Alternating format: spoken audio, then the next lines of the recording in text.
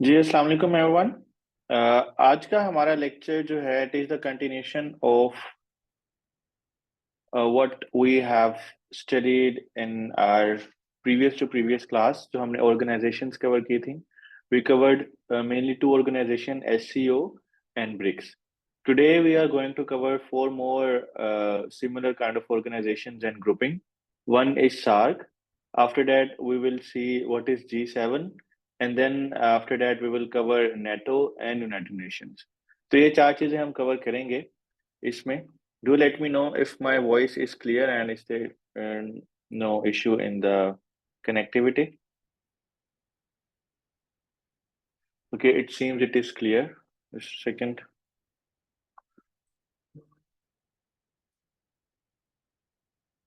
Right.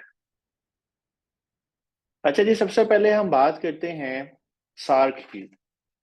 SARC is basically the organization of South Asian Association for Regional Cooperation. So it is the association of South Asian countries, and we have 8 members in this organization. कौन कौन से 8 members हैं आपके पास? You can see them here. It's written. It consists of 8 members: India, Bhutan, Nepal, like Afghanistan, Bangladesh, Bhutan, India, Maldives, Nepal, Pakistan, and Sri Lanka. So these are the countries which are the member of this organization. और उसके अलावा इसकी establishment अगर हम देखें तो it was established on 8th December 1985. This is important MCQ's point of view के लिहाज से, because you have to cover MPT as well. तो इसमें 8 members हैं, and इसकी जो organization थी, जो इसकी establishment थी, that was in 1985, and it has its secretariat in Kathmandu, which is in Nepal. ठीक है. अब ये बेसिकली इसकी थोड़ी सी एक ब्रीफ सी हिस्ट्री है कि कब बनी और इसके कौन से मेंबर्स थे. अब इसके बाद हम आगे देखते हैं इसके जो की एरियाज ऑफ कॉपरेशन है, यानी जो इसका चार्टर था, जो मैंने आपको बताया कि इसका चार्टर जो है 1985 में जब बनती है, उसके बाद से जो ये इस्टेब्लिश करना शुरू करते हैं और ये डिटरमाइन करना शुरू करते हैं कि what they are going to do. तो what are the key areas of cooperation in SAARC is basically economic cooperation and trade facilitation, जिसमें दे विल वर्क, यानी जो मेंबर कंट्रीज हैं, they will work to remove the trade barriers and to facilitate trade. Other than that, इसमें social, cultural and people-to-people exchanges हैं. Then there is cross-border connectivity and infrastructure development. And fourth one is a collaboration in agriculture, health, education and other sectors. So it is a very comprehensive cooperation जो है इसके अंदर हो सकती है, because it has very wider areas of cooperation. लेकिन इसके बाद अगर हम देखें तो ये तो सिर्फ इसकी जो थी वो ऑब्जेक्टिव्स थे कि एरियाज थे. अब इसकी मेजर अचीवमेंट्स कौन सी हैं जो सबसे ज्यादा बात की जाती है जो इसने अचीव किया है? That is the establishment of south Asian free trade agreement. ठीक है, जो कि इसका एक अचीवमेंट के तौर पे कंसीडर किया जाता है कि जी इन्होंने आपस में मिलकर एक एग्रीमेंट साइन किया है. बट इसकी यही एक फेलियर भी है कि एक एग्रीमेंट तो साइन हुआ है लेकिन वो इम्प्लीमेंट नहीं हुआ. ठीक है. सार्क फूड बैंक बना, सार्क डेवलपमेंट फंड बना. ठीक है, जिस तरह आपके पास ब्रिक्स के अंदर डेवलपमेंट फंड है. इसके अलावा रीजनल प्रोजेक्ट्स इनिशिएटिव में जो हेल्थ में, एजुकेशन में, एग्रीकल्चर में कुछ प्रोजेक्ट्स की बात हुई, जिसमें एक प्रोजेक्ट आपके सामने लिखा है कि the sharing of like Nili Ravi buffalo from Pakistan and from India it is Murrah buffalo. तो it's just like kind of cooperation projects इसके अंदर हो रहे हैं. एंड ये सारी चीजें हैं जो इसकी अचीवमेंट्स हैं main. But we don't have to focus on this achievement.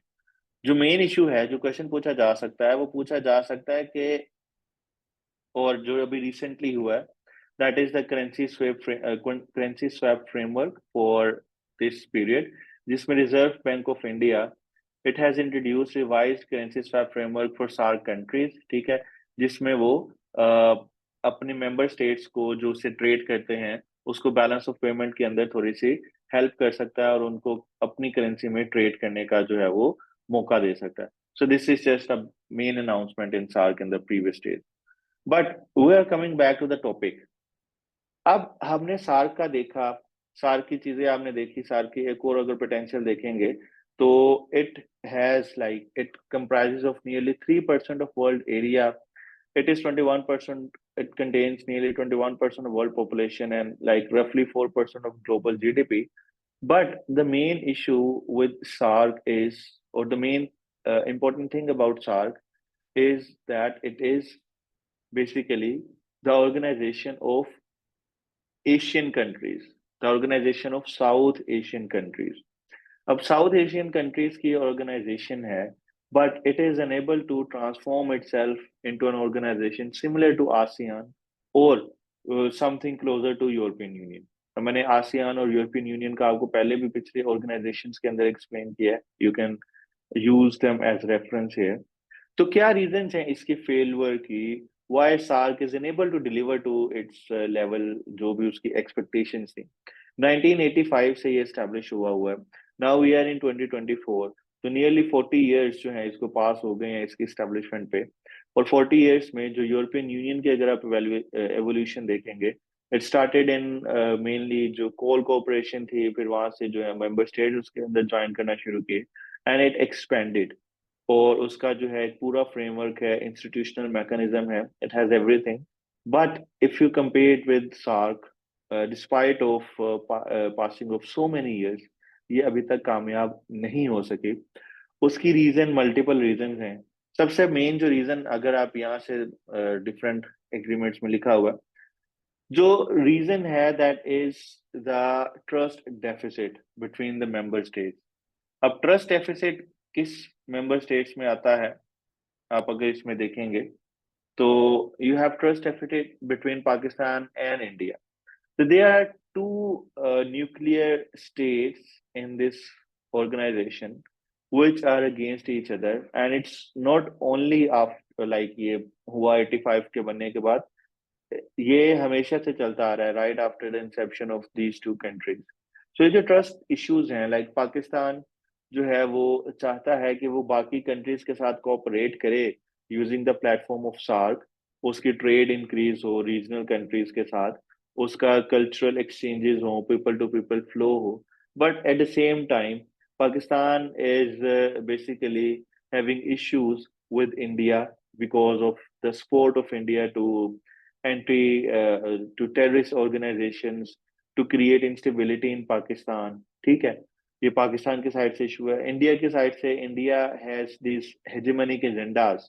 India चाहता है कि इस पूरे रीजन पे वो कंट्रोल करे, और through this organisation, SAARC organisation, India has big aims, big ambitions कि इंडिया पूरे जो है वो इस खित्ते को अपना क्लाउड, उसके ऊपर स्फीयर ऑफ इन्फ्लुएंस के तौर पे इसको यूज कर सकता है। और अगर इसके साथ ट्रेड करेंगे बाकी countries, so they will dependent on India and India could use them for its own purpose because of the share size of India, share economy and its population, it's huge. और कोई भी इसका जो neighbouring countries हैं other than Pakistan इसको tackle नहीं करता है, एंड पाकिस्तान इसको टैकल इस वजह से करता है because of our nuclear weapons. So this is one issue behind the failure.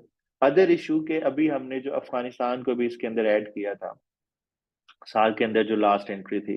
अब अफगानिस्तान के जो इश्यूज हैं, अफगानिस्तान के अंदर जो इंस्टेबिलिटी है, अफगानिस्तान के और पाकिस्तान के जो ट्रस्ट डेफिसिट इश्यूज हैं, जो हम बाकी चीजें देखेंगे अभी रीड करेंगे पाक अफगान रिलेशंस में, तो Afghanistan is also basically a troubling point, a point of like an issue जिसकी वजह से इस पूरे रीजन के अंदर इंस्टेबिलिटी एंड टेररिज्म जो है वो स्प्रेड होता है। दूसरा अगर हम देखें तो जो मेन, अगर आप बाकी organisation especially if you compare it with European Union, तो in European Union there is a mechanism to implement the agreements. They have institutions, developed institutions in European Union के, but we see nothing of this kind in SAARC organisation. SAFTA जैसे South Asian free trade agreement जो है वो हुआ, लेकिन वो implement नहीं हो सका। आपने देख लेनी है काइंडली कि ये साफ्टा जो है वो एग्रीमेंट कब साइन हुआ था। Let me tell you the date, क्योंकि ये भी एमसीक्यूज में पूछा जाता है।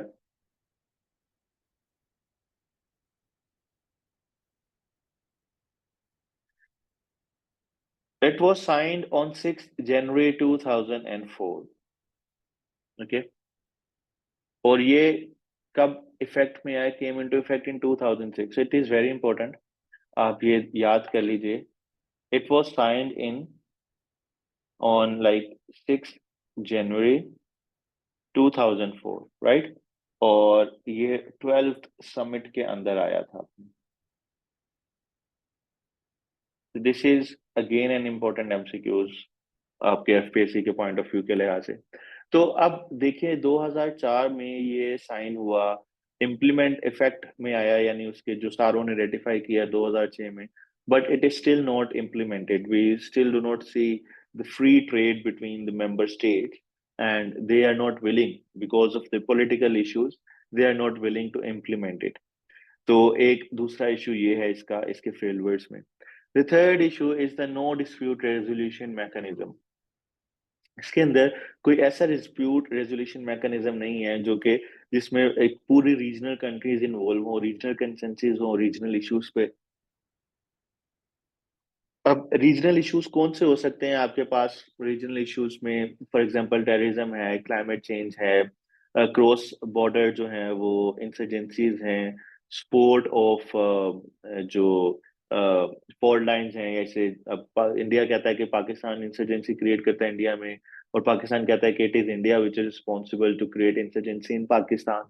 तो इस किस्म के जो इश्यूज हैं उसको रिजोल्व करने के लिए there is no mechanism in SAARC, जिसकी वजह से ये अपनी जो भी साफ्टा से रिलेटेड इश्यूज हैं या जो भी इसने एग्रीमेंट्स किए हैं उसको इम्प्लीमेंट करने में ये नाकाम रहा है. And the fourth one is, as we have discussed के अदर देन इंडिया कोई ऐसा कंट्री नहीं है जिसके पास इस तरह के रिसोर्सेज हों. तो इसमें जो इसका डेवलपमेंट बैंक है या जो भी इसके बाकी इंस्ट्रूमेंट्स हैं, इंफ्रास्ट्रक्चर प्रोजेक्ट्स हैं, इनको सपोर्ट कौन करेगा, इनको फंड कौन करेगा? तो इस वजह से जो भी प्रोजेक्ट्स अनाउंस होते हैं इसके अंदर, जो भी इसकी जो अचीवमेंट्स हमने टॉट की, जो इसकी हमने पीछे मेंशन की, आप उसको देख लीजिएगा, उसको रीड कर लीजिएगा.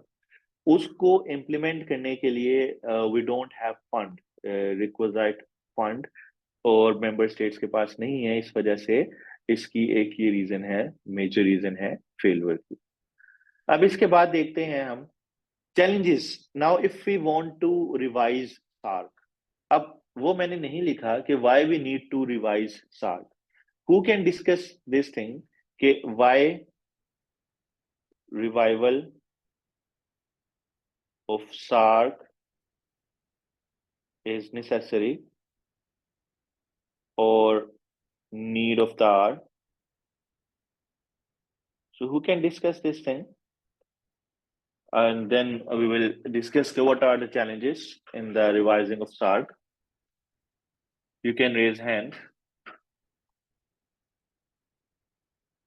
Someone says for geopolitical gains. Okay. जी राफे, आप बताएं. अस्सलाम वालेकुम सर. वालेकुम सलाम. सर इकोनॉमिक और इकोनॉमिक रिवाइवल है सार्क के प्लेटफॉर्म से काफ़ी ज़्यादा ज़रूरी है, क्योंकि अगर हम सार्क को अदर प्लेटफॉर्म से कंपेयर करें, लाइक आसियान कंट्रीज या यूरोपीय यूनियन, तो उनका काफ़ी अरसे से जो है ना इकोनॉमिक कोऑपरेशन है.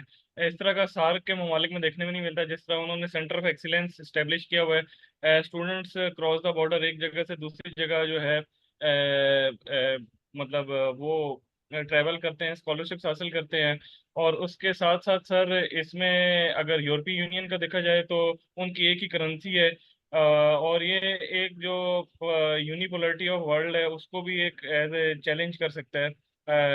और जो पाकिस्तान की जियो स्ट्रेटेजिक लोकेशन है उसको भी उसके लिहाज से सार का जो रिवाइवल है बहुत ज़्यादा ज़रूरी है, क्योंकि पाकिस्तान से ही जो आपका ट्रेड रूट है वो चाइना की तरफ और सेंट्रल एशियन स्टेट्स की तरफ जाता है. तो अगर इनके ममालिक के दरमियान अगर अच्छा वो होगा, कोऑपरेशन होगी, तो आगे जो है मतलब ना हमें ज़्यादा जो है ना सिक्योरिटी के जो इश्यूज हैं उनको भी हम अच्छे तरीके से चैलेंज कर सकेंगे. अच्छा जी, ये चीजें आपने मेंशन बताई. Anyone else we have like Abira जी, आप बताएं. सर सार्क की रिवाइवल मेरा ख्याल से जैसे हमने पढ़ी थी, एक नेशनल इंटीग्रेशन होती है, उसी तरीके से एक रीजनल इंटीग्रेशन भी होती है। तो सार्क की रिवाइवल एक तो रीजनल इंटीग्रेशन के लिए बड़ी ज़रूरी है, जो कि फिर हमें बड़ा ज़्यादा इंक्रीज दे देगा ट्रेड में या इन्वेस्टमेंट फ्लोज में। और जो हमारे इकोनॉमिक टाइज हैं आपस में वो बड़े बेहतर हो जाएंगे। इसके अलावा जो है ये जो कोलैबोरेटिव एफर्ट्स होती हैं, जिस तरह से कुछ कुछ इस तरीके के इश्यूज होते हैं, मिसाल के तौर पर टेररिज्म है या क्लाइमेट चेंज है या समटाइम्स हेल्थ पेंडेमिक्स आ जाते हैं, जैसे कोविड-19 आ गया था। तो इसमें ये अगर एसोसिएशन आपस में होगी और अच्छे टर्म्स होंगे तो ये इसके लिए भी बड़ा बेटर है, क्योंकि इसमें जो अगर हेल्थ वाला साइड हम देखें तो वो बड़ा अनसर्टेन है, वो पता नहीं होता कि क्या सिचुएशन हो सकती है। तो ये उसके लिए भी बड़ा इंपॉर्टेंट है। और फर्दर रीजनल कनेक्टिविटी के लिए और इंफ्रास्ट्रक्चर प्रमोशन के लिए भी ये आई थिंक बड़ा इंपॉर्टेंट है। और ये सब कुछ एट दी एंड जाके फिर कल्चरल जो हमारी एक मिक्सअप है उसके लिए भी बेहतर साबित होगा इन टर्म्स ऑफ ग्लोबलाइजेशन। हम्म। तो इसमें आप दोनों ने काफी ज्यादा ब्रीफ किया है। अब इसी चीज को मैं आगे एक्सप्लेन करूंगा। अब इसमें फॉर एग्जांपल हम अगर अपने इस प्रोजेक्ट्स को देखें, मतलब इसकी रिवाइवल से पहले हम कुछ डिस्कस करें कि इस रीजन का पोटेंशियल क्या है। आपको सार्क का मैप जो है वो बनाना आना चाहिए। अब सार्क का जो कंट्रीज हैं उसमें Pakistan can play an important role and Pakistan can get benefit. Similarly all countries can get benefit of this.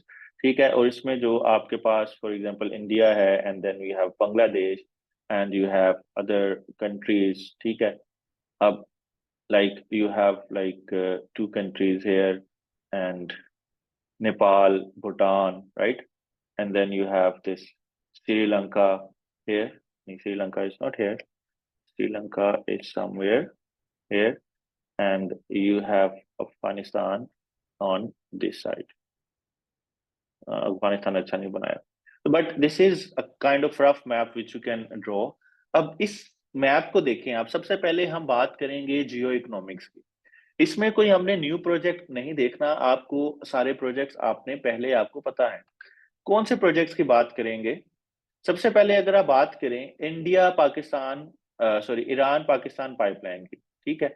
अब now for example this project is delayed because of some foreign sanctions, instability, geopolitics जो चल रही हैं।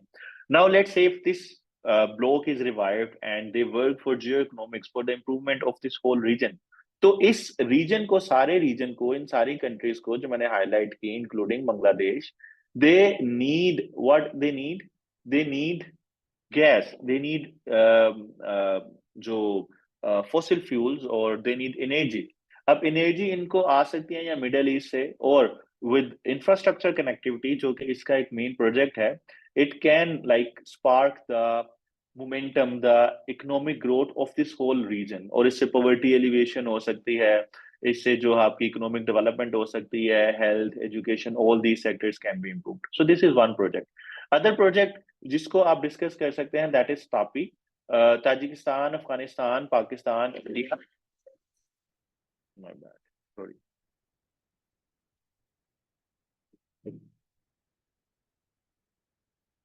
Video बंद करूं थोड़ी देर। अच्छा, जिसमें Tajikistan, Afghanistan, Pakistan, India pipeline है which is connecting this region with this Central Asian region. ठीक है। इस सेंट्रल एशियन रीजन से आप जो एनर्जी रिसोर्सेज हैं उसको आप पूरा इसमें इस रीजन में कनेक्ट कर सकते हैं। सो this is what is the first point of geo economics के ये आपकी एनर्जी नीड्स को पूरा कर सकता है आपके इस रीजन की। द सेकेंड इज के आपका जो फ्री फ्लो ऑफ ट्रेड होगा। ठीक है। अब इसमें फॉर एग्जांपल अभी आपने देखा, अभी जो लास्ट आपकी ईद थी, we have Eid ul Adha. In in this Eid आपके काफी ज्यादा जो एनिमल्स हैं वो स्मगल हुए हैं थ्रू इंडिया, क्योंकि आपके पास वो अवेलेबिलिटी नहीं थी। और इस दफा हमारा जो एक इकोनॉमिक एक्टिविटी थी वो ज्यादा थी, डिमांड वाज ह्यूज। तो आपने इंपोर्ट की इंडिया से, बट इंपोर्ट इज बैन, तो आपने लीगल वेज से की। इसके अलावा अगर हमारे पास इस सीजन में, I am serving in Mehrabpur region and this is near to Khairpur and Sukkur region, and these two regions contribute nearly 85% of Pakistan date production, and all of this, like mainly major of this portion goes to India। अब India की trade आपके साथ बंद है, अब इसको जाती है ये सारा दुबई में, दुबई से पूरा जो है दोबारा रीरूट होती है इंडिया की तरफ। सो ये सी के this is only like these are the three examples which I have given you, जो कि आप यूज कर सकते हैं for the revival of geo economics in this region. इसके बाद अगर आप सेकंड जो मेजर रीजन आप इसको बता सकते हैं, एक तो जियो इकोनॉमिक्स में मतलब मल्टीपल हेडिंग्स डाल लेंगे, प्रोजेक्ट्स आ गए, सीपैक को एक्सपेंशन में लिखते हैं। इसके अलावा आप इसमें वो लिख लें IMEC, India Middle East economic corridor, so it can integrate this SAARC whole region, ठीक है। इसके अलावा आप इसमें लिख लें कि बांग्लादेश की जो एक्सपोर्ट है, बांग्लादेश की जो इम्पोर्ट है, it needs raw material, and Pakistan and India are the major producer of cotton, and produce जो है वो easily without barriers, without tariff जो है वो इसमें बांग्लादेश में जा सकते हैं। एंड ओवरऑल इसकी जो इसका रिजल्ट है आपके पूरे रीजन के लिए बेनिफिशियल होगा। आईएमएफ का भी जिक्र कर सकते हैं, ठीक है, काफी प्रोजेक्ट्स मैंने बता दिए, सीपैक इंटीग्रेशन का जिक्र कर सकते हैं। अब जो दूसरी चीज है मेन आपकी आ जाती है वो है क्लाइमेट चेंज। अब क्लाइमेट चेंज क्या है? क्लाइमेट चेंज एक आपका ग्लोबल इशू है, ग्लोबल फिनोमेना है, और इसको आपको ग्लोबल सॉल्यूशन चाहिए इसको डील करने के लिए। बट सैडली जो हमारा पूरा रीजन है, कौन सा रीजन है आपका?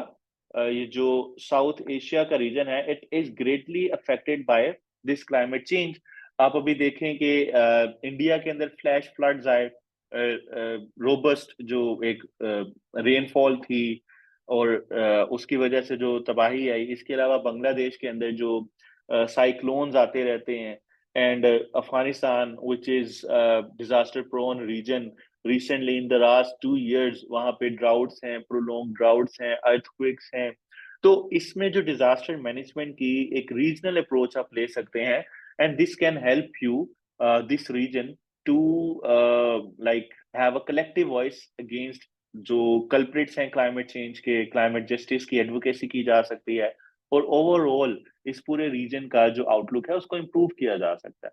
ठीक ठीक है, फिर काउंटर टेररिज्म की बात की जाती है, that is mainly emanating from Afghanistan, और इट कैन पोज ह्यूज जो इश्यूज हैं, इसको रिस्क एसोसिएट कर सकता है इस पूरे रीजन के लिए। फिर अब इसमें अगर हम कोई रिजोल्विंग इश्यूज, फॉर एग्जांपल इस सार्क के फोरम को एक्टिवेट करें, where the leaders meet, okay ये नहीं ली, तो इसमें जो इनके बायलेटरल इश्यूज हैं that can also be discussed and that can also be रिजोल्व्ड।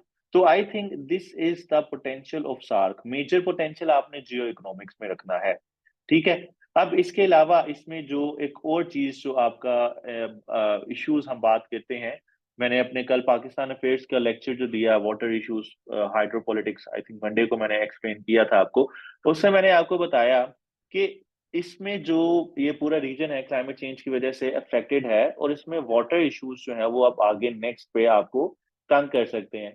इसमें अफगानिस्तान के साथ आपका जो है वो कोई भी इसमें आपकी ट्रीटी नहीं है, ठीक है। इसके अलावा इंडिया पाकिस्तान में जो इसमें ईसा इंडस वाटर जो ट्रीटी है IWT, उसके ऊपर जो भी जो इश्यूज हैं, जो अंडरस्टैंडिंग डेवलप नहीं हुई, so it can also resolve these kind of bilateral and multilateral issues.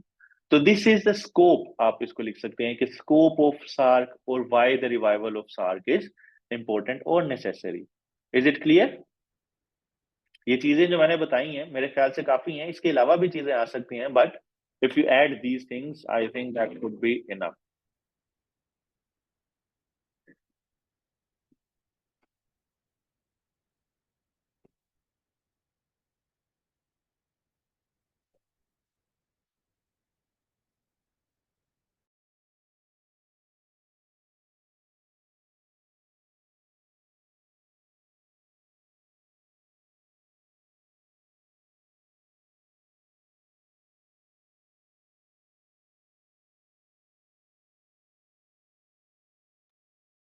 अच्छा जी, अब इसके बाद आगे देखें चैलेंजेस कौन से हैं, हम इसको क्यों रिवाइज नहीं कर पा रहे, उसकी रीजन क्या है। अब चैलेंजेस इसके ये हैं कि जी सबसे पहले जियो political and geo strategic environment हमारा जो है वो सूटेबल नहीं है, कंडीसिव नहीं है इसको रिवाइव करने का। सबसे पहले there is a so called जो जियो पॉलिटिक्स, रीजनल जियो पॉलिटिक्स देखें, वर्ल्ड की जियो पॉलिटिक्स देखें, तो उसमें आपको नजर आएगा कि role of China and USA, they are against each other, and in this region they are fighting a war against each other, ठीक है, जिसमें they are using India and India has certain ambitions as well. India is countering China and it is also countering Pakistan, क्योंकि पाकिस्तान के China के साथ अच्छे relations मैंने आपको एक्सप्लेन किए। अब चाइना इंडिया के भी आपस में स्किर्मिशेस हैं, गुलवान वाली जो फेस ऑफ था 2020 में, ठीक है, उसकी वजह से इंडिया के यूएस के साथ रिलेशंस फर्दर बेहतर हुए क्वाड लेवल पे।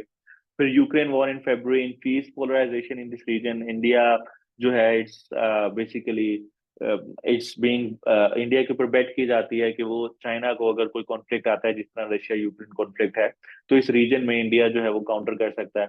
और जो बाकी कंट्रीज हैं they don't share the same ideology, share the same approach, तो उसमें जो geo politic and geo strategic environment है इस रीजन का, that is the first most impediment. दूसरा, the role of US and western powers, same चीज explain की। Division within SAARC is again important. इसमें जो आपके जो स्मॉलर कंट्रीज हैं they are being coaxed by India. इसमें पाकिस्तान इंडिया की बात कर लें कि they have issues, they have outstanding issues जो कि जिसकी रिजोल्यूशन रिक्वायर्ड है। तो ये मेजर इंसिडेंट्स इसमें पैरालाइजिंग सार्क। अभी जो इसका लास्ट वो हुआ है, समिट हुआ है, दैट वाज इन 2014, और उसके बाद से कोई इसका समिट नहीं हुआ। तो it is the paralysing effect of other countries in SAARC and India's alternate regional framework. यानी अब सार्क इम्पोर्टेंट कब बनेगा, जब इसके अंदर इंडिया जो है वो एक मेन रोल प्ले करे, क्योंकि India is a big huge country of this reason.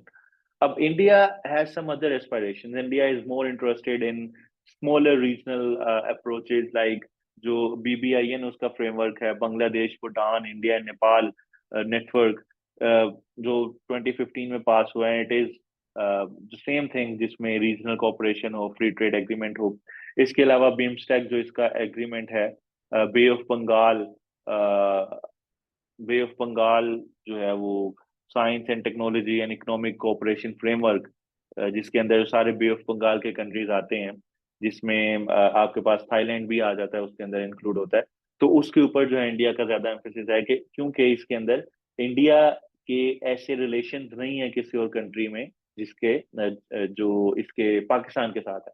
तो पाकिस्तान को माइनस करके वो चाह रहा है कि उसके जो बाकी रीजनल जो कंट्रीज हैं उनके साथ वो अपने ताल्लुकात को बेहतर करे, उनकी डिपेंडेंसी उनकी इंडिया के ऊपर बढ़ाए, और उनको हेजेमनिक जो उसके डिजायर्स हैं उसकी तरह से उसको कंट्रोल करें।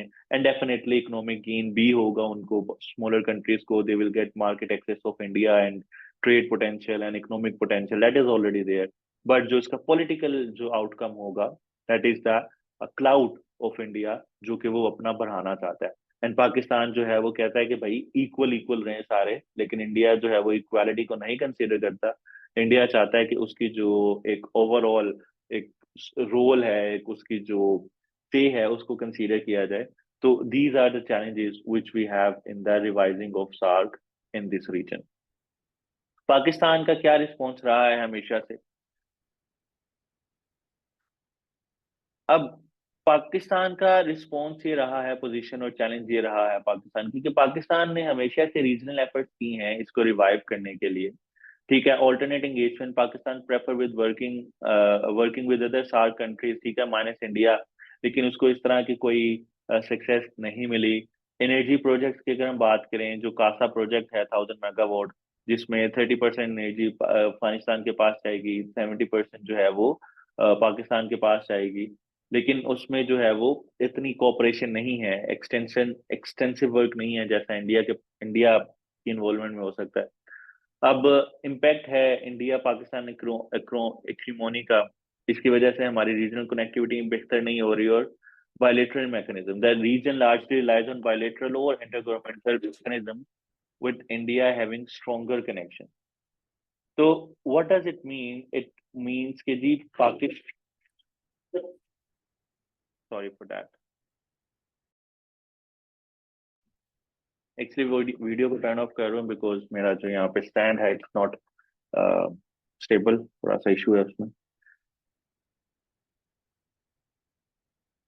अब पाकिस्तान को चैलेंजेस, बेसिकली ये हेडिंग है पाकिस्तान के चैलेंजेस की। अब पाकिस्तान के चैलेंजेस क्या है? सबसे पहले एक तो मेजर चैलेंज पाकिस्तान को साल के अंदर फेस करना पड़ता है, the role of India. Pakistan ने कोशिश की कि बाकी जो कंट्रीज हैं उनके साथ लिंक अप करके हम इसको किसी ना किसी तरह कंट्रोल करें, अपने ट्रेड बेहतर करें सार्क कंट्री से, but it's not happening. Other than that, ये जो सारे कंट्रीज हैं सार्क के, they are preferring on bilateral agreement and not on regional agreements.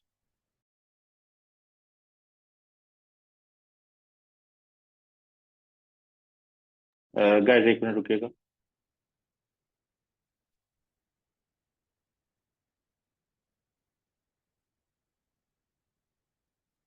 मैं आपको वो भेज रहा हूँ।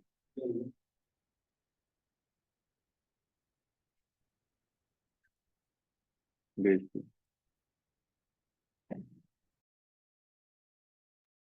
अच्छा जी, अब इसमें बेसिकली पाकिस्तान का क्या इश्यूज हैं, चैलेंजेस हैं, वही जो ओवरऑल चैलेंजेस हैं कि India shift to regional focus है, और इंडिया पाकिस्तान इकोनॉमी, और इंडिया की जो एक ट्राई करता है इंडिया कि पाकिस्तान को आइसोलेट किया जाए। India is focusing on other countries like BIMSTEC, जैसे मैंने आपको बताया, एंड जो उसका BBIN है, Bangladesh, Bhutan and India and Nepal agreement. तो India is trying to use those agreements to counter Pakistan.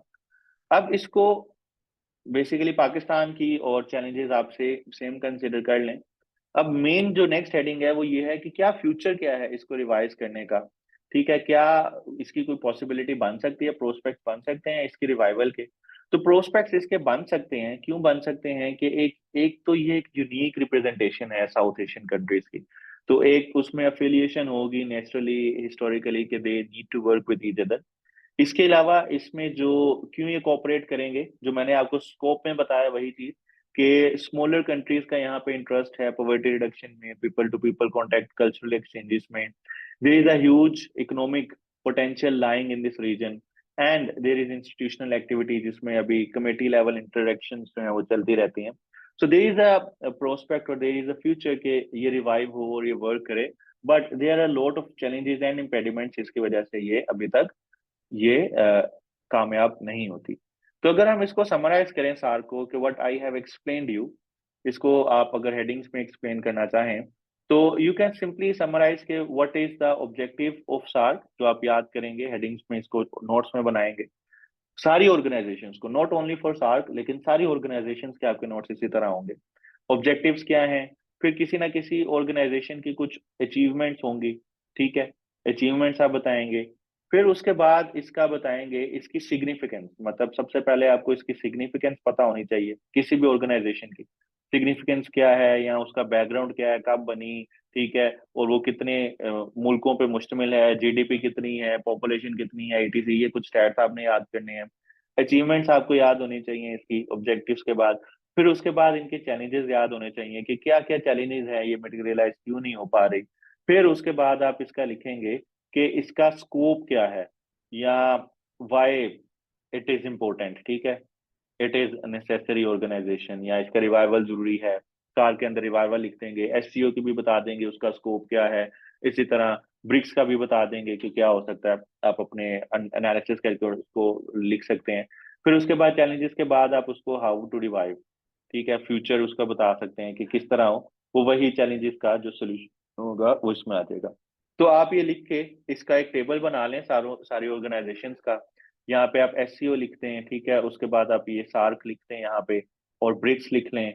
इसी तरह आपकी जो बाकी ऑर्गेनाइजेशन है, जैसे मैंने आपको मेरे ख्याल से अभी तक 3 ही कराई हैं। तो इस तरह का चार्ट बना लेंगे ना, तो आपके लिए इसको याद करना बड़ा इजी हो जाएगा, और पेपर में इसको लिखना अगर आ जाता है, इसको कंपैरिजन करना, तो आप लोगों के लिए बेहतर हो जाएगा। So this is how you can make notes on this organization. अब इसके बाद चलते हैं और एक बड़े मजे की ऑर्गेनाइजेशन की बात करते हैं, which is called G7। So what do you think, is it an organization, what kind of organization is this G7 organization? What kind of organization is G7 organization? अगर हम इसकी बात करें तो it is an organization which is basically a grouping of countries. It is not an institution, यानी जिसका headquarter है, या जिसके जो है वो सेक्रेटेरिएट है, या जिसके जो है वो किसी जगह पे उसका पार्लियामेंट है या कोई लेजिस्लेशन करती है। It is basically group 7, group of like minded 7 countries, ठीक है। सो अब इसमें कौन से कंट्री शामिल हैं इसके अंदर? What is G7? It is a group of the most developed advanced economies of the world. अब कौन कौन सी इसके अंदर इकोनॉमीज आ जाती हैं? ठीक है, it has France, Germany, Italy, UK, Japan, US and Canada. So you can say that it is a group of 7 advanced economies in the world, ठीक है, जो कि अभी डेवलप्ड इकोनॉमीज हैं, उसका ये ग्रुप है। और ये नेचुरली अगर आप देखें, so these are pro US group, ठीक है, प्रो यूएस लॉबी है, जो ग्रुप है उसको हम कहते हैं G7। इसके जो हैं वो लीडर्स हर साल मिलते हैं और इनकी आपस में मिलकर ये डिसाइड करते हैं कि भाई बाकी organization, IMF, World Bank, UN, ठीक है, इनको हमने कैसे लेके चलना है और अपने इंटरेस्ट को कैसे परस्यू करना है।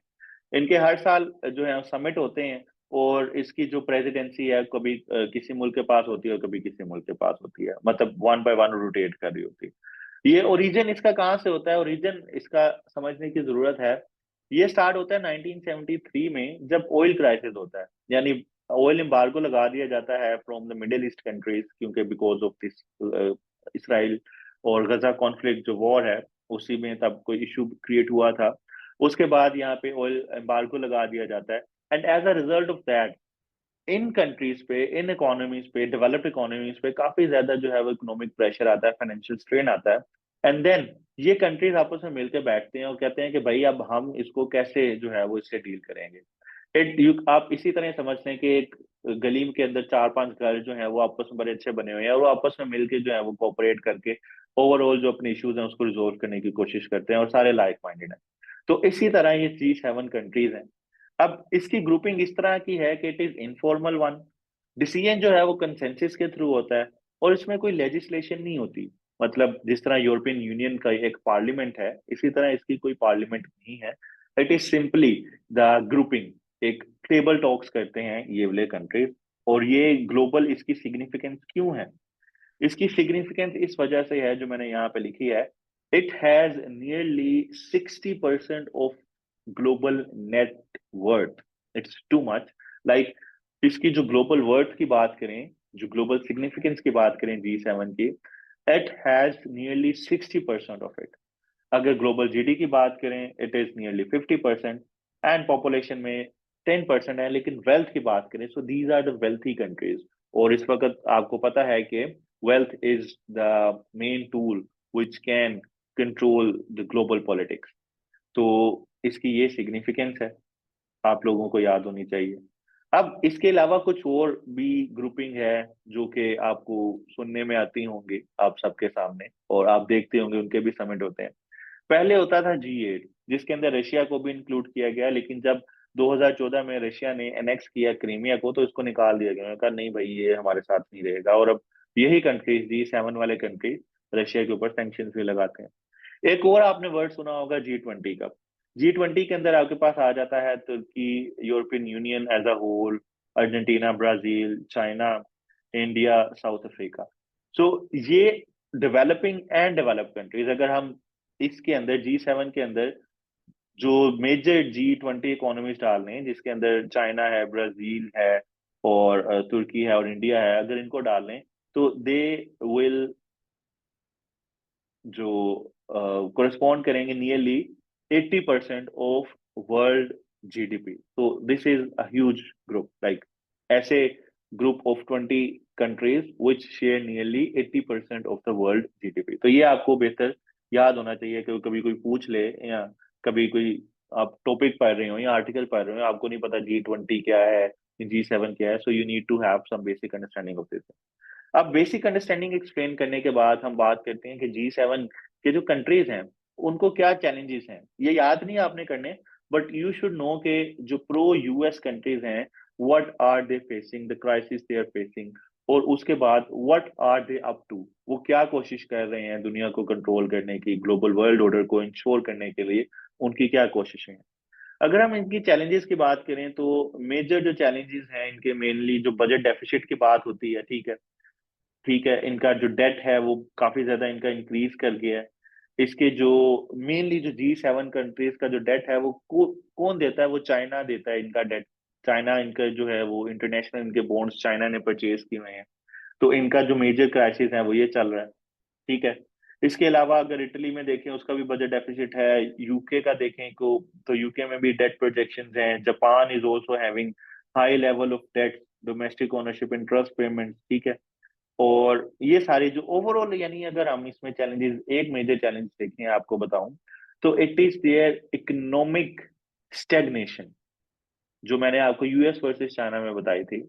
Yes, they are the developed countries, but जो इनके मुकाबले के कंट्रीज हैं, जिसके अंदर चाइना है, इंडिया है और ब्रिक्स के कंट्रीज हैं, they are actually taking control of the global economic system. और उनकी वजह से जो मेन चैलेंजेस आ रहा है G7 के कंट्रीज को, वो ये आ रहा है कि भाई हमारा जो रोल है, हमारा जो होल्ड है ग्लोबल इकोनॉमिक सिस्टम पे, फाइनेंशियल सिस्टम पे, वो ग्रेजुअली कम होता जा रहा है। तो ये जो है ये इनका मेजर इशू है।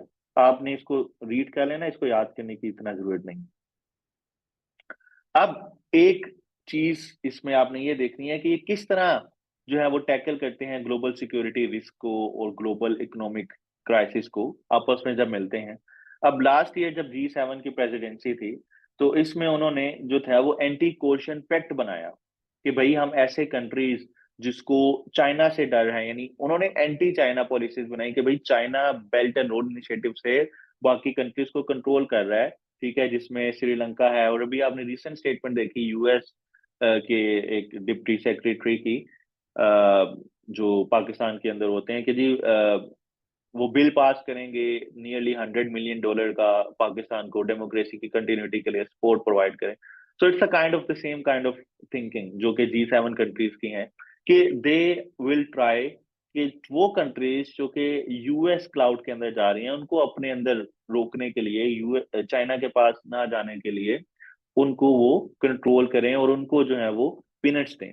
So it's the same thing. इसके अलावा जो एक नई चीज सामने आ रही है दुनिया में, और that can be termed as a new gold, और that can revolutionize the whole world economy, that is artificial intelligence। और इसके ऊपर भी G7 कंट्रीज ने से लास्ट ईयर हिरोशिमा जो समिट हुआ था जापान के अंदर, दे हैव एक्चुअली जो उन्होंने एग्री किया था कि हम आर्टिफिशियल इंटेलिजेंस को किस तरह कंट्रोल करेंगे, किस तरह इसको सेफ एंड सिक्योर बनाएंगे। यानी बेसिकली उनका एम ये है कि किस तरह अपना होल्ड जो है वो हमने रखना है बाकी चीजों पे। अब वो किस तरह अपना होल्ड रखते हैं, कुछ मेन चीजें हैं जो आपको बताने की जरूरत है, जो अभी 50 समिट में हुई, जो इस साल जून के अंदर हुआ। इसमें उन्होंने बताया कि जी हम जो PGII है, मैंने आपको बेल्ट एंड रोड इनिशिएटिव का काउंटर भी बताया था, आप समझते होंगे कि वो बिल्ड बैक बेटर है, but it is like this one, partnership for global infrastructure and investment. In 50th summit they agreed कि भाई हम ऐसे कंट्रीज जो कि मिडिल इनकम कंट्रीज हैं या लो इनकम कंट्रीज हैं, हम उनको इन्वेस्टमेंट और उनको इंफ्रास्ट्रक्चर डेवलपमेंट में सपोर्ट करेंगे। यानी this is basically their new liberal thinking. What is that? Their new colonial thinking। अब न्यू कॉलोनियलिज्म क्या है? न्यू कॉलोनियलिज्म ये है कि भाई पहले कॉलोनीज होती थी डेवलप कंट्रीज की, और वो अपने रिसोर्सेज को, उनके रिसोर्सेज को कंट्रोल करते थे और अपनी इजारादारी रखते थे, और इससे ही वो अपनी इकोनॉमी को बेहतर बनाते थे। क्योंकि वर्ल्ड के अंदर, जो नेचर के अंदर, one has to be a rich person, then there should be someone else जिसको एक्सप्लॉइट किया जाता है, there should be someone poor as well. So same is true for global world order. यानी ग्लोबल कंट्रीज में there are some countries who will be rich, but at the cost of some countries who will be made poorer countries। so ये G7 countries की एक basically ideology है। they want to have their say, their grip on the developing countries। और उसी की continuation में इस summit, इस साल उन्होंने जो जून के अंदर summit हुआ था, they have actually made pledges के भाई वो PGII यानी partnership for global infrastructure investment initiative के अंदर नियरली वो $600 बिलियन 2027 तक मोबिलाइज करेंगे और इन्वेस्ट करेंगे ऐसे कंट्रीज को जो कि मिडिल इनकम और लो इनकम कंट्रीज हैं, ताकि वो, हम उनको कहेंगे भाई देखो भरा पे बैठा हुआ है, टेंशन नहीं लेनी, और आहिस्ता आहिस्ता वो उनको जो है उनकी इकोनॉमीज को कंट्रोल करें, उनकी मार्केट एक्सेस करें, और अपनी चीजों को in the name of peanuts, like you से $100 मिलियन जो कि अगर यूएस देता है पाकिस्तान को, तो at the other side $7 billion IMF का प्रोग्राम भी दे रहा है। और IMF प्रोग्राम के तहत वो कहता है कि भाई तुमने अपनी इकोनॉमी को ओपन रखना है, फ्री ट्रेड रखनी है, ताकि जो है वो आप कंज्यूमर इकोनॉमी बनते रहे, हमारे से आईफोन खरीदें, हमारे से महंगी प्रोडक्ट्स लें, और आपके जो है वो चीजें आप हमसे लेते रहें और आप कर्जे में डूबते रहें। So it's the same kind of thinking mentality of G7 countries, जिससे वो चाहते हैं कि उनका इकोनॉमिक क्लाउड जो है वो मेंटेन रहे। उसके अलावा जो दूसरा एग्रीमेंट था, that is the support for India middle east Europe economic corridor, IMEC। Last year G20 के अंदर इन्होंने इसको इंट्रोड्यूस किया, और इस साल भी उन्होंने इसको एडवोकेट किया कि भाई हम इसको स्ट्रेंथन करेंगे। और ये किस वजह से उसकी बात करते हैं स्ट्रेंथन करने के लिए, ताकि वो belt and road initiative project की मुखालफत कर सकें और उसको अपोज कर सकें। And third one is again कि दे वांट कि भाई टेक्नोलॉजी अब उनको कंट्रोल चाहिए। अब उनको शक है कि भाई ये इंडिया चाइना के पास चली जाएगी तो China will take lead in this artificial intelligence as well. They wanted to control it as well, and hence they are actually जो आर्टिफिशियल इंटेलिजेंस को रेगुलेट करने की कोशिश करेंगे और उसके ऊपर प्रोटोकॉल्स लेके आएंगे कि टेक्नोलॉजी कुछ हाथों तक लिमिटेड रहे। और इसी तरह जो ट्रेड वॉर मैंने आपको बताई यूएस चाइना में, वो इसी की कंटिन्यूशन थी। इसके अलावा extra ordinary revenue acceleration loans for Ukraine के लिए उन्होंने पास किया कि भाई रशिया को हमने काउंटर करना है। So it's still the same kind of mentality के they want to control the world and support to infrastructure projects worldwide. जो डिफरेंट कॉरिडोर्स हैं, ये आप कॉरिडोर्स देख लीजिएगा। अब इसमें वो डिफरेंट सपोर्ट जो है प्रोवाइड करेंगे, ताकि शो हो वर्ल्ड को कि भाई हम देखें, हम बहुत ही ज्यादा आप लोगों के खैर हुआ हैं और हम आप लोगों के साथ हैं, हम डेवलप कंट्रीज हैं और हम जो है वो आपको हर मौके में हर जगह पे आपकी जो है सपोर्ट प्रोवाइड करेंगे। तो दिस इज देयर मेन जो है वो हाईलाइट्स थी लास्ट समिट की। अब बात करते हैं कि क्या इसके पास कोई पावर है। इसके पास कोई ऐसी पावर नहीं है, but it is the power which they drive from consensus.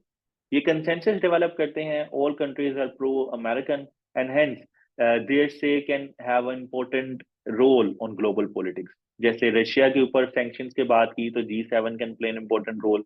IMF को अगर उन्होंने India Middle East economic corridor को अगर फैसिलिटेट करना है, उसको इंक्रीज करना है, उसको मटेरियलाइज करना है, तो इन्वेस्टमेंट जो है वो G7 कंट्रीज दे सकते हैं। तो that is why G7 is important.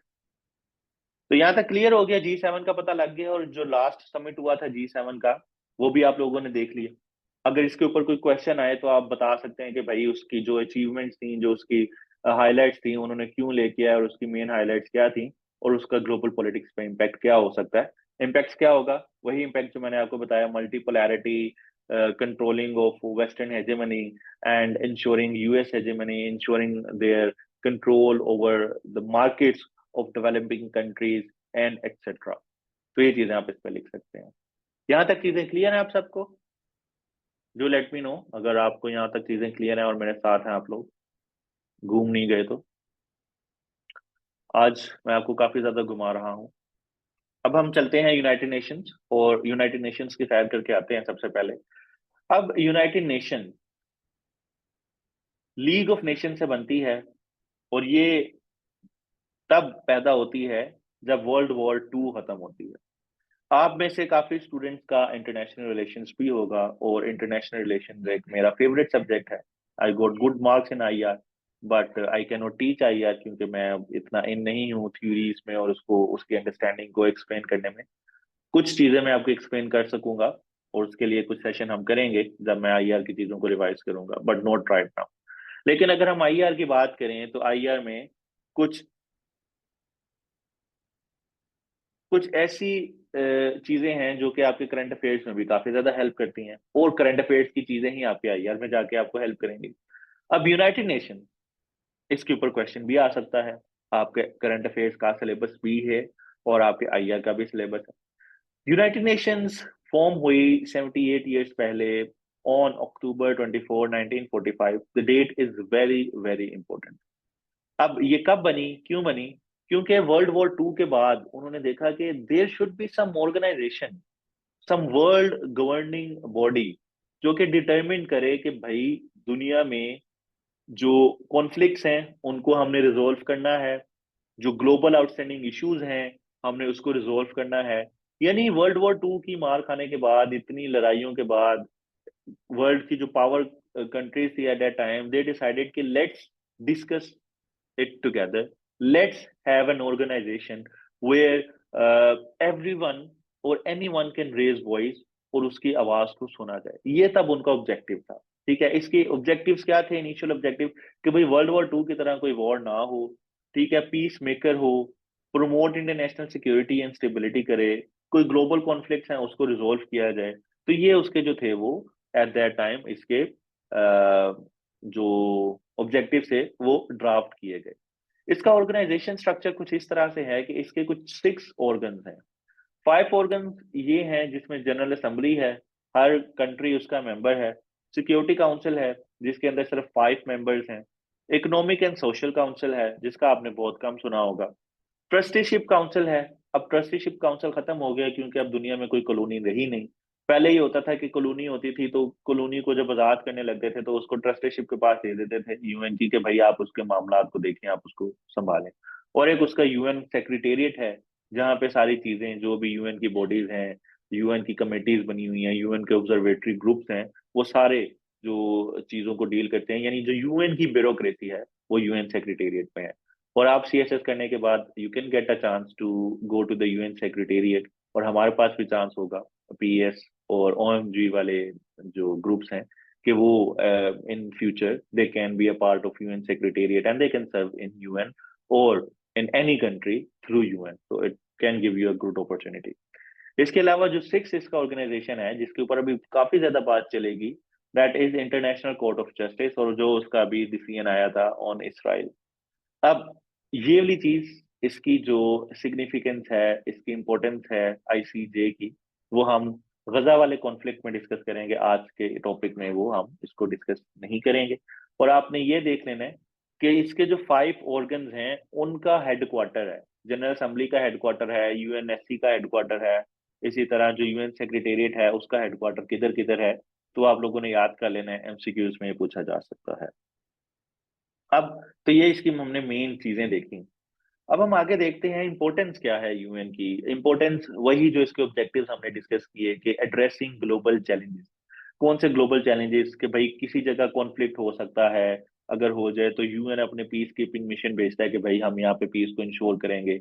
अगर कोई किसी कंट्री के अंदर सिविल वॉर ब्रोक आउट हो जाए या किसी भी कंट्री के अंदर कोई भी डिजास्टर आ जाए या कोई इशू हो जाए, तो उनकी जो एक स्पेशल फोर्स होती है यूएन की, वो जाके यहाँ पे इन वायलेंस को कंट्रोल करती है, इन प्रोटेक्ट करती है सिविलियंस को। जैसे अभी आप अगर बात करें तो अफ्रीका के अंदर काफी कंट्रीज के अंदर जो सिविल वॉर चल रही हैं उसके अंदर यूएन की पीस कीपिंग मिशन थे, अफगानिस्तान के अंदर थे।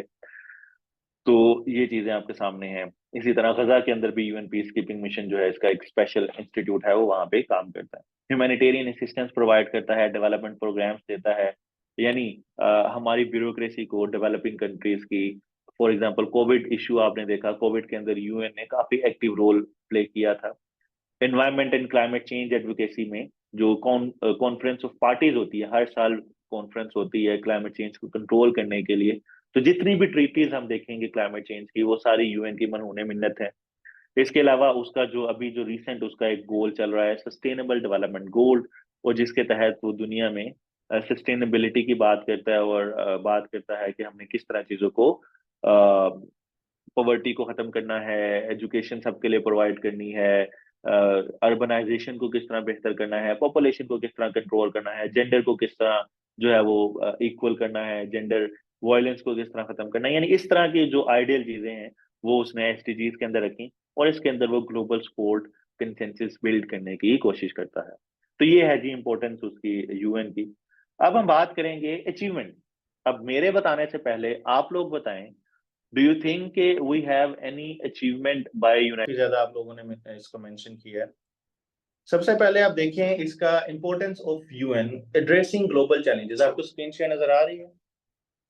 सबसे पहली इसकी जो इंपॉर्टेंस है वो ये है peace keeping and conflict resolution. अब पीस कीपिंग में इसका क्या इशू है? अब इसमें UN has played like major role in resolving global disputes, जैसे मेंशन किया किसी ने कि वर्ल्ड वॉर टू ब्रेक नहीं हुई, ह्यूमैनिटेरियन असिस्टेंस प्रोवाइड की है, सॉरी मैं तो अचीवमेंट्स पे बात कर रहा था। पीस एंड सिक्योरिटी की बात करते हैं, लेट्स से। अब इसने Cambodia, Mozambique, El Salvador and Guatemala, इसके अंदर उसके पीस कीपिंग मिशंस ने काफी काम किया, and they somehow prevented genocides, massive prevented, yes genocide हुआ बोस्निया में, लेकिन in other areas it has prevented it. Humanitarian aid की बात करें तो यूनिसेफ है, वर्ल्ड इकोनॉमिक WEP है, या इसके जो रेफ्यूजीज हैं, यूनाइटेड नेशंस के रेफ्यूजी इंस्टीट्यूशन, तो they help in basically assisting Afghanistan refugees की बात करें, अफगान रेफ्यूजीज की, या आप किसी भी ऐसे कंट्री में जहाँ पे सिविल वॉर राइज हो जाए, तो उनको प्रिवेंट करने के लिए, उनको रोकने के लिए इट हेल्प्ड अ लॉट, ठीक है।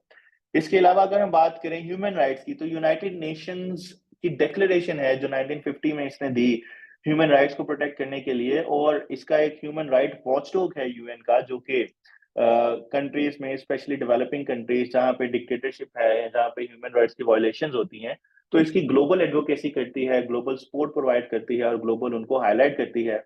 इसमें आप गजा के अंदर भी देखेंगे ह्यूमन राइट्स वायलेशन, जेनोसाइड पे भी यूनाइटेड नेशंस के ऑब्जर्वेटरी जो ग्रुप्स हैं, they have worked a lot. Promotion of democracy में इसकी जो है कन्वेंशन हैं। हेल्थ के अंदर इसने एड्स, HIV, कोविड की एग्जांपल बात करें, पोलियो की एग्जांपल देख लें, so it has actually help the humanity in one way, ठीक है। एनवायरमेंट एडवोकेसी में जैसे मैं आपको ऑलरेडी बता चुका हूँ, यूनाइटेड नेशन एनवायरमेंट प्रोग्राम है, इसका जो डिफरेंट कन्वेंशंस हैं, डिफरेंट जो इसकी ट्रीटीज हैं, वो यूनाइटेड नेशंस ने ही चाक आउट की थी, ने ही बनवाई थी। 1972 से स्टार्ट किया हुआ ये काम और अब तक चल रहा है। डेवलपमेंट सपोर्ट प्रोवाइड करता है। SDGs को जैसे मैंने शेयर किया, तो SDGs के लिए ये ग्लोबल सपोर्ट लेके आता है और ग्लोबल फंडिंग जो है वो जाकर करता है। जैसे अभी क्लाइमेट चेंज के ऊपर इसकी कन्वेंशन थी, जो क्लाइमेट चेंज के अंदर जो एक फंड इस्टेब्लिश हुआ है, आपको क्लाइमेट चेंज के टॉपिक में बताऊंगा, तो वो भी यूनाइटेड नेशंस की ही मरहूने मिन्नत है, ठीक है। तो इसकी बेसिकली काफी ज्यादा अचीवमेंट्स हैं, लेकिन हम जो बात करते हैं वो मेजर इश्यूज की बात करते हैं जो उसको नहीं एड्रेस कर सका। इसके अलावा भी आप काफी बात कर सकते हैं, जिसमें आप जेंडर इश्यूज की बात कर सकते हैं, या इसमें आप लिख सकते हैं यूनाइटेड नेशंस के डिफरेंट प्रोग्राम है, कल्चरल एक्सचेंजेस हैं, स्कॉलरशिप्स हैं, एजुकेशन के लिए काफी काम करती है यूनाइटेड नेशन, तो आप इसमें वो चीजें सारी ऐड कर सकते हैं। लेकिन हम इसको अच्छा क्यों नहीं समझते यूनाइटेड नेशंस? क्योंकि ये फेल रहा है ग्लोबल इश्यूज को रिजोल्व करने के लिए, और ऐसे इश्यूज जो कि पॉलिटिकल नेचर के हैं। अब सबसे पहले हम बात करें कि it remained, it failed to prevent some genocides. कहां कहां पे? बोस्नियन वॉर में, रवांडन जिनोसाइड में, रशिया यूक्रेन वॉर में, एंड इसराइल पैलेस्टीन कॉन्फ्लिक्ट में जो अभी चल रहा है। तो it has been unable to prevent these kind of genocides. अब उसकी रीजन हम आगे देखेंगे क्यों है। इट हैज लिमिटेड इफेक्टिवनेस, क्योंकि इसका जो ब्यूरोक्रेटिक डिसीजंस हैं, जो डिसीजन मेकिंग है, वो सारी कंट्रोल होती है UNSC के थ्रू, UN सिक्योरिटी काउंसिल इसको कंट्रोल करता है। फंडिंग चैलेंजेस, अब ये खुद फंड जनरेट नहीं करता, it is not a country in itself, या इसके कोई कॉरपोरेशन नहीं है, मल्टीनेशनल कॉरपोरेशन है इस तरह के। It is dependent on other countries for its support, for its funding, ठीक है। और इसमें मेजर जो कंट्रीज हैं वो है अमेरिका, और इसमें फिर अमेरिका की डिक्टेट करनी पड़ती है और अमेरिका अपनी डिक्टेशन करवाता है। अब इसके अलावा कुछ ऐसे कॉन्फ्लिक्ट्स हैं, डिस्प्यूट्स हैं जो ये अभी तक रिजोल्व नहीं कर पाया, और वो कौन से हैं? They are basically Kashmir issue, जो है आपका गजा इशू है, तो it has unable to like resolve these issues. इसकी अथॉरिटी लिमिटेड है, मतलब इसकी जो बात है, यूएनएससी यूएनएससी ही इसकी बात इंप्लीमेंट करवाती है, सिक्योरिटी काउंसिल, जो अब P5 कंट्रीज हैं, और एक ही दफा अभी तक ये बात मनवा सके हैं उसमें, जब नॉर्थ कोरिया और साउथ कोरिया में वॉर हुई थी, और उसमें जो रशिया ने एब्सटेन किया था। अब तब इसने अपनी जो है वो अपनी इसने आर्मी भेजी। इसके अलावा 1990 के अंदर वॉर हुई थी बिटवीन इराक एंड सीरिया, तो तब भी इसने जो है वो अरब वॉर थी 1990s में, तब भी इसने अपनी आर्मी भेजी थी उसको पीस को इंश्योर करने के लिए। इसके अलावा इसने जो अफगानिस्तान के अंदर काउंटर टेररिज्म के ऑपरेशंस कंडक्ट करवाए, तो उसमें भी इसने अपनी आर्मी भेजी, ठीक है, UN की, और UN के फोरम के तहत। तो तब ये पॉसिबल हुआ जब यूएनएससी ने कहा कि भाई हमें ये करना है, यानी जो चीज यूएनएससी के फायदे में गई तब उन्होंने की। और यूएनएससी में कौन से हैं? 5 कंट्रीज, यानी हम बात कर सकते हैं कि इसकी जो अजारादारी है वो सिर्फ 5 कंट्रीज की इसके ऊपर एग्जिस्ट करती है, और बाकी जो बाकी मुल्क हैं वो इस पे अपना रोल इस तरह का प्ले नहीं कर पा रहे। Is it clear?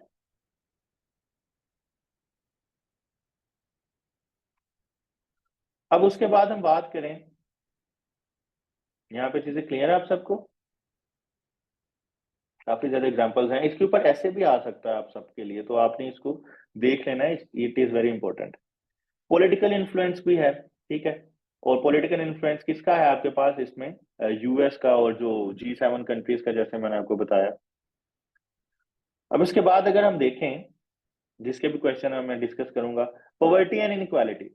अब इनइक्वालिटी पे ये इतना एड्रेस नहीं कर सके वर्ल्ड की पॉवर्टी में, like rich countries are getting richer and poor countries are getting poor. आप जो जीएनआई इंडेक्स है, अब वो बात कर सकते हैं, जीनी कोफिशिएंट की बात करें या वेल्थ डिस्ट्रीब्यूशन की बात करें, तो it has like it has been unable to formulate any kind of policy जिसमें जो ग्लोबल वेल्थ गैप है उसको कम किया जाए। पीस कीपिंग चैलेंजेस, अभी जो साउथ सूडान के अंदर जो वॉर चल रही है उसमें भी अभी तक ये पॉसिबल नहीं हुआ कि वहां पे पीस कीपिंग को इंश्योर करें। वीटो पावर ने हिंडर किया हुआ है इसकी एफिशिएंसी को। It has enforcement limits, lack of representation and neo liberal influence. It has been accused of promoting neoliberal economic policies which can exacerbate inequalities through associated organizations like World Bank and IMF। यानी ये भी advocacy करता है UN की, उसी तरह की advocacy करता है जो कि आपके डेवलपिंग कंट्रीज एडवोकेट कर रहे होते हैं, ओपन वर्ल्ड, फ्री ट्रेड और इस तरह की चीजें। तो ये इसके ऊपर आप फेलवर्ड इसके लिखे जा सकते हैं। अब चीजें समझ आ गई हैं? ये मैंने थोड़ी सी गो थ्रू इस वजह से की क्योंकि ये ज्यादा लिखी हुई है आप सबके सामने, आप इनको रीड कर सकते हैं, तो एक्सप्लेनेशन की रिक्वायरमेंट इसकी नहीं थी। अब हम बात करते हैं कि हमें इसको रिफॉर्म करने की जरूरत है। हमने इसको क्यों रिफॉर्म करना है? Because of its challenges, because of the failures and because of the resentment we are facing in the third world countries, in the developing countries. सबसे पहली जो चीज है हमने इसको रिजोल्व करने की जरूरत है, that is the outdated structure and it's decision making process. यानी पावर जो है वो सेंटर कर रही होती है इसके P5 मेंबर्स पे, यानी परमानेंट 5 मेंबर्स इसको कंट्रोल करते हैं इसकी पावर को। जो दूसरा इशू हमने कंट्रोल करना है वो है lack of representation and inclusivity. यानी इसके अंदर जो बाकी कंट्रीज हैं, यानी 192 198 कंट्रीज अगर मुल्क के अंदर हैं, तो वो इसके डिसीजन मेकिंग के अंदर इतना रोल प्ले नहीं करते। इसके अंदर सिर्फ 5 कंट्रीज हैं जो मेन इसकी कंट्रोल करते हैं हर चीज। अभी गजा की एग्जांपल दे दें, हर चीज को आप उससे लिंक कर दें, आपको एग्जांपल ज्यादा लेने की जरूरत नहीं है। कि फॉर एग्जांपल यूएनएससी में जो 3 दफा रेजोल्यूशन पास की गई सीज फायर के लिए, लेकिन तीनों दफा इसको वीटो कर दिया गया, और इसमें जो थी वो इसकी जो पावर थी यूएन की उसको गैर फाल कर दिया गया। ठीक है। इसके अलावा there is bureaucratic red tapeism and inefficiencies in decision making process. और लिटरली स्पीकिंग जो इसके ऑर्गेनाइजेशन है, for example UNDP, I had also work with this organization UNDP when I was in Keti Bandar. तो लेट्स सी व्हाट हैपेंड। अब इसमें जनाब जी ये जो ऑर्गेनाइजेशंस हैं इन्होंने लोकल ऑर्गेनाइजेशंस के साथ इन्होंने किए होते हैं, एग्रीमेंट्स किए होते हैं। सो इनके पास काफी ज्यादा फंडिंग आती है डेवलपमेंट के नाम पे और पॉवर्टी एलिवेशन के नाम पे।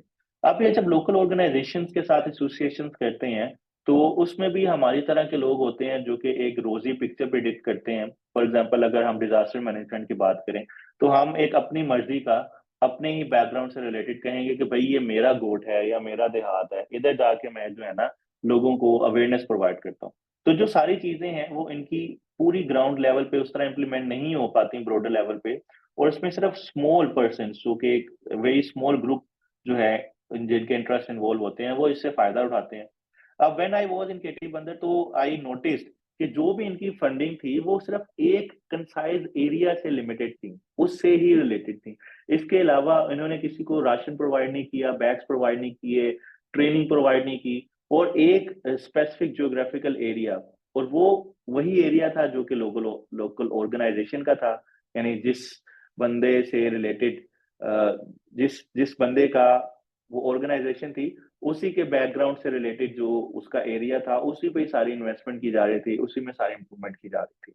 और जो प्रिडिक्ट किया जा रहा था वो एक मैसिव स्केल पे किया जा रहा था कि जी ये देखें, ये हमने पायलट प्रोजेक्ट किया है और ये हम दिखा रहे हैं, इसी तरह के हम मल्टीपल प्रोजेक्ट्स कर रहे हैं। बट उनकी जो अकाउंटेबिलिटी थी दैट इज नॉन एग्जिस्टेंट, यानी हम चेक नहीं किया जा सकता कि भाई आइदर ये चीज को आपने डिलीवर किया है या नहीं किया। तो इसके जो थर्ड पार्टी ऑडिट्स हैं वो इसमें एग्जिस्ट नहीं करते।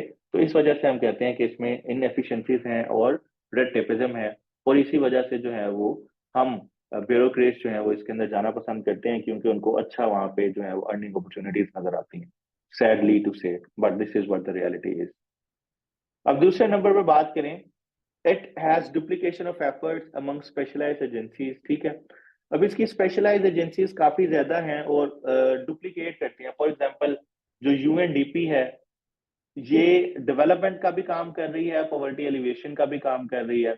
इसी तरह यूनाइटेड नेशंस एनवायरनमेंट प्रोग्राम, अब environment programme in UNDP they are doing the same thing कि जी एक डिजास्टर प्रोन जो एरिया है उसमें एनवायरनमेंट से रिलेटेड भी ये एडवोकेसी कर रहे हैं, और डेवलपमेंट वाले कह रहे हैं कि भाई डिजास्टर आएगा तो आपने क्या करना है। सो उनका स्पेशलाइज्ड मतलब एजेंसीज डिफरेंट हैं, लेकिन मोस्टली के प्रोजेक्ट्स एक ही सेम नेचर के हो रहे होते हैं। तो ये जो है इनकी एक तरह से हमें रिफॉर्म इसको करने की जरूरत है। Financial stability, it still remains dependent on the donors. ठीक है, अपनी तरह से कोई जनरेट नहीं कर पाते। The equitable distribution of financial burden, there is a need to reassess the formula for assessing financial contributions to the UN budget. Like हम बात करते हैं बाकी डेवलपिंग कंट्रीज के, जी यूएसए का बहुत ज्यादा रोल है यूएन के ऊपर, then why don't the other countries, the developing countries, they take part in the budgets of UN और उसको एक ग्लोबल ऑर्गेनाइजेशन बनाए, रिस्पॉन्सिव ऑर्गेनाइजेशन बनाए।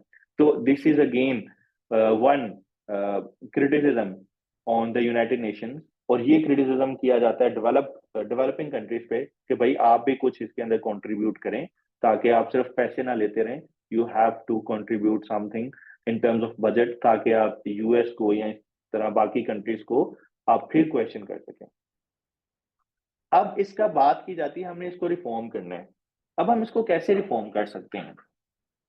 अब जो रिफॉर्म्स मैं बताऊंगा वो एक आइडियल पर्सपेक्टिव में है, लेकिन अगर आप बात करें ग्लोबल पॉलिटिक्स की नेचर में, और आप देखें कि हम एक ऐसी दुनिया में रह रहे हैं जहां पे एक इंटरनेशनल गवर्नमेंट नहीं है, जहां पे कंट्रीज चाहती हैं कि हमारी बात मानी जाए और वो अपनी हेजेमनी को इंश्योर करवाना चाहती हैं, जहां पे केओस है, एनार्की है, और हर कंट्री सिर्फ अपने ही इंटरेस्ट को परस्यू करता है, सेल्फ इंटरेस्ट को परस्यू करता है, अपने ही डिफेंस को परस्यू करता है, और किसी दूसरे कंट्री से उसका कोई लेना देना नहीं होता।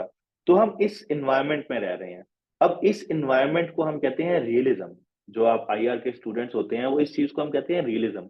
लेकिन जो मैं आपको सॉल्यूशंस दूंगा वो हम लिबरल वर्ल्ड ऑर्डर के लिहाज से देंगे कि भाई एक ह्यूमन के अंदर ये भी टेंडेंसी है ना कि चलो मिल लेते हैं, काम कर लेते हैं।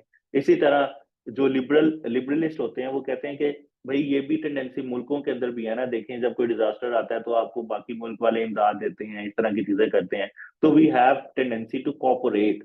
Yes, we are living in an anarchic world जहाँ पे कोई ग्लोबल ऑर्डर नहीं है, कोई सॉरी जहाँ पे कोई ग्लोबल गवर्नमेंट नहीं है, ग्लोबल अथॉरिटी नहीं है, जिसकी लाठी उसका भैंस चलता है।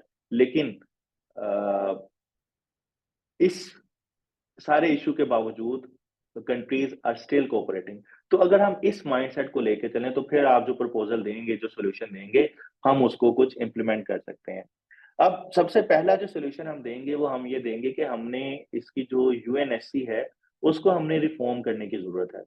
5 मेंबरशिप जो है उसके P5, हम उसको अगर एक्सपैंड करें तो इसके अंदर ऐसे कंट्रीज लेके आए जो कि मोर रिस्पॉन्सिव हों और जो कि डेवलपिंग वर्ल्ड से भी उनकी वॉइसेस इसके अंदर शामिल की जाएं, ताकि ये जो एक फिनोमिना है या एक परसेप्शन है कि जी ये सारा वेस्टर्न जो है वो लेड ऑर्डर है, या इसमें जो P5 कंट्रीज हैं वही सारा कंट्रोल कर रहे हैं, उसको खत्म किया जाए और it should be made more responsive. तो इसकी जो डिसीजन मेकिंग है उसको हमें एनलार्ज और ब्रॉड करने की जरूरत है।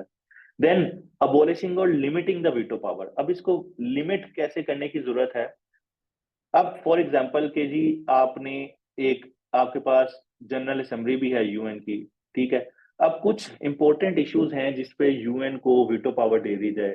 फॉर एग्जांपल के जी मिलिट्री इंटरवेंशन की बात करें, या एक कंट्री को उसके ऊपर सैंक्शंस लगाने की बात करें, तो कुछ ऐसी चीजों में यूएनएससी को पावर दी जाए, लेकिन जिसमें ह्यूमन राइट्स की अब्यूज शामिल हो, जिसके अंदर जिनोसाइड के इश्यू शामिल हो, तो उसके अंदर इसकी जो वीटो पावर है उसको लिमिट किया जाए, उसको एबॉलिश किया जाए, ताकि इसमें सिर्फ कुछ चंद कंट्रीज का इंटरेस्ट परस्यू ना हो, बल्कि ग्लोबल ह्यूमैनिटी को प्रोटेक्ट किया जाए। और इसके लिए यूएनजीए को स्ट्रेंथन किया जाए, उसको कुछ पावर्स दी जाए, और ऐसे क्लोज इसके अंदर लेके आए जाए जिसमें ह्यूमन राइट्स के अब्यूज शामिल हो, अगर किसी जगह पे, या जेनोसाइड के इश्यूज उसमें आ रहे हों, या डिस्प्लेस किया जा रहा हो लोगों को गलत तरीके से फोर्सफुली, उनको रोका जाए और उनको प्रिवेंट किया जाए। इस तरह के इसके अंदर क्लोज इंक्लूड करने चाहिए, ताकि यूएन को उसकी जो जनरल असेंबली है, जिसमें सारे मुल्क आके फिर वोट करें और फिर उसके अकॉर्डिंग उसको आंसर दे सकें।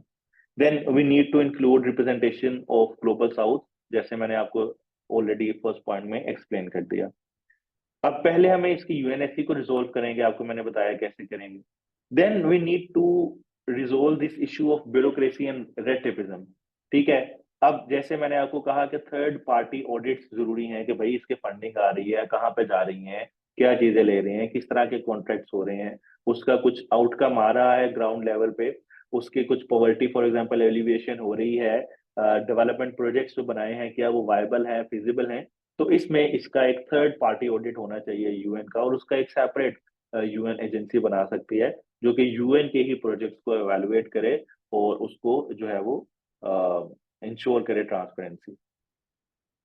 स्ट्रेंथनिंग फाइनेंशियल स्टेबिलिटी, अब फाइनेंशियल स्टेबिलिटी कैसे है। अब there should be move towards more equitable and distribution based on factors like GDP, population, development indicators.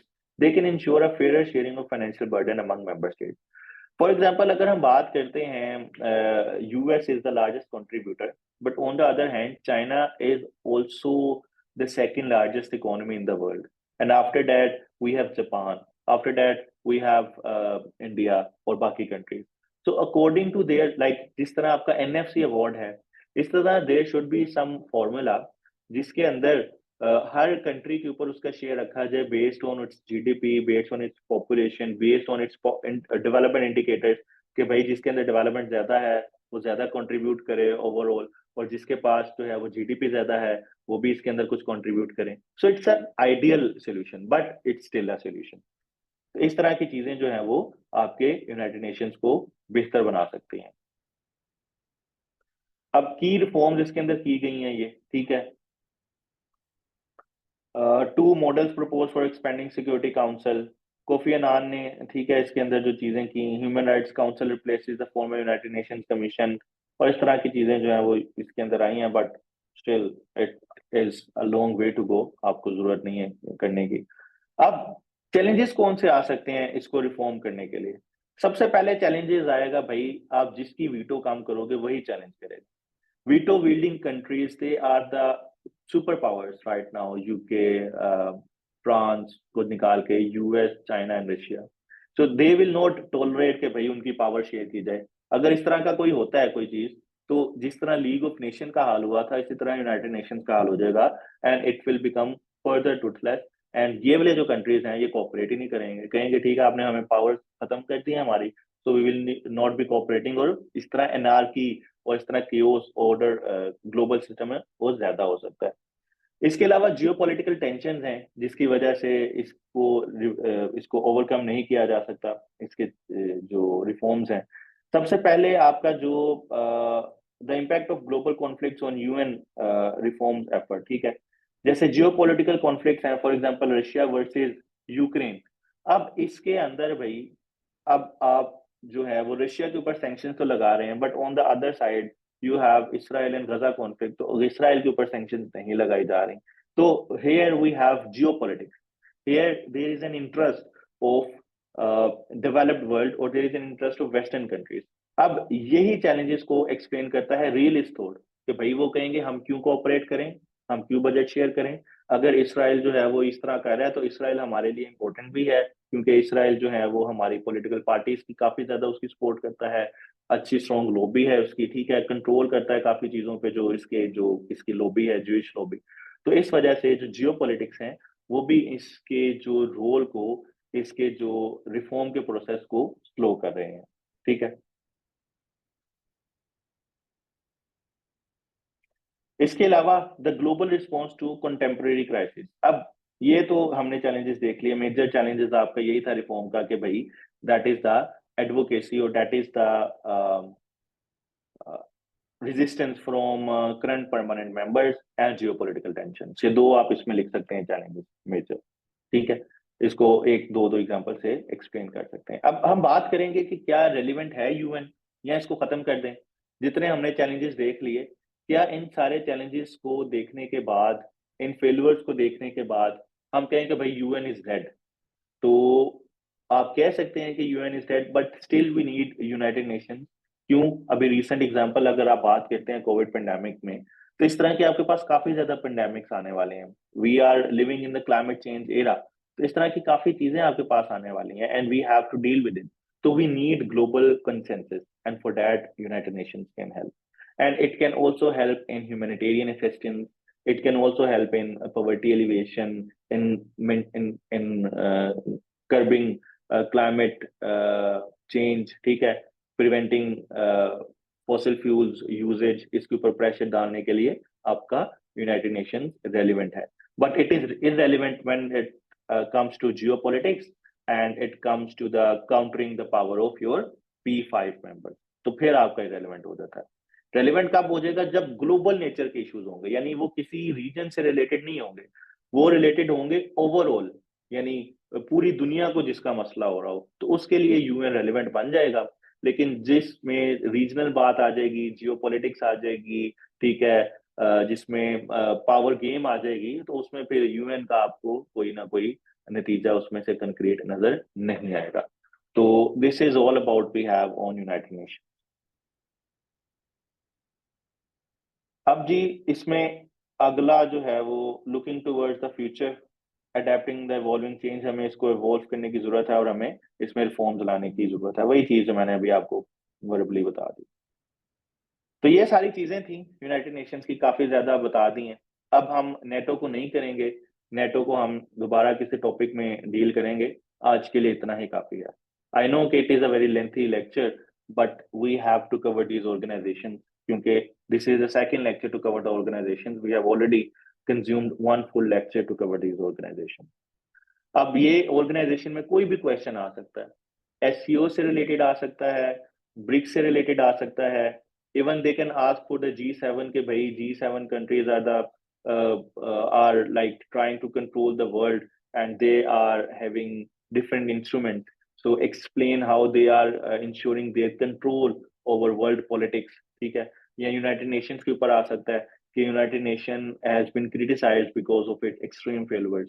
Do you think that United Nation as a failed organization, ठीक है, critically evaluate, इस तरह की चीजें आ सकती हैं। अब ईसीओ ऑलरेडी कवर हो गया, लास्ट ईयर आ गया, तो मैं उसको नहीं करवाऊंगा, लेकिन उसके ऊपर मैं आपको नोट्स वगैरह शेयर कर दूंगा, तो उसमें से आप कवर कर लीजिएगा। तो that's all for today's class. I am also exhausted as you are. अब पहले मुझे ये बता दें, समझ आई है आज की क्लास की? कुछ समझ पल्ले पड़ी है या आपको बिल्कुल चीजें उड़ गई हैं दिमाग से और बिल्कुल आप खाली बैठे हुए हैं इस वक्त?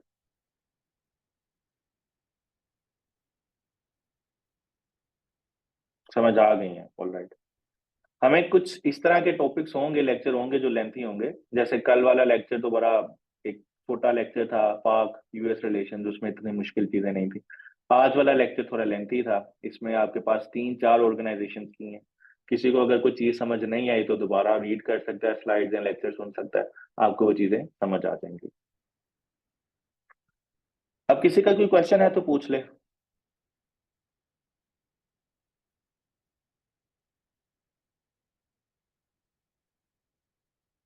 Do you have any question? Someone has any question?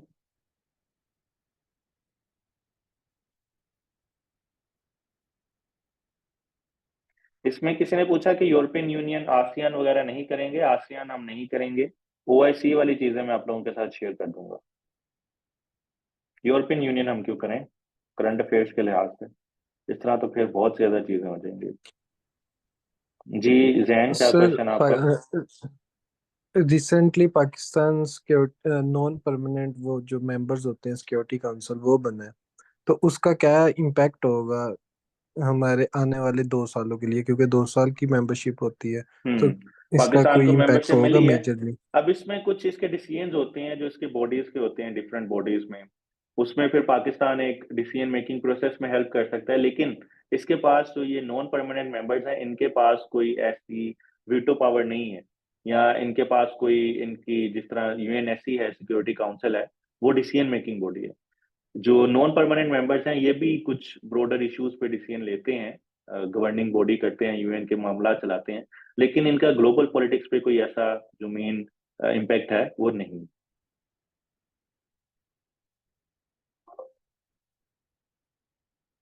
जी, तो आई थिंक दैट्स ऑल। अभी मेरे ख्याल से और किसी का क्वेश्चन नहीं है।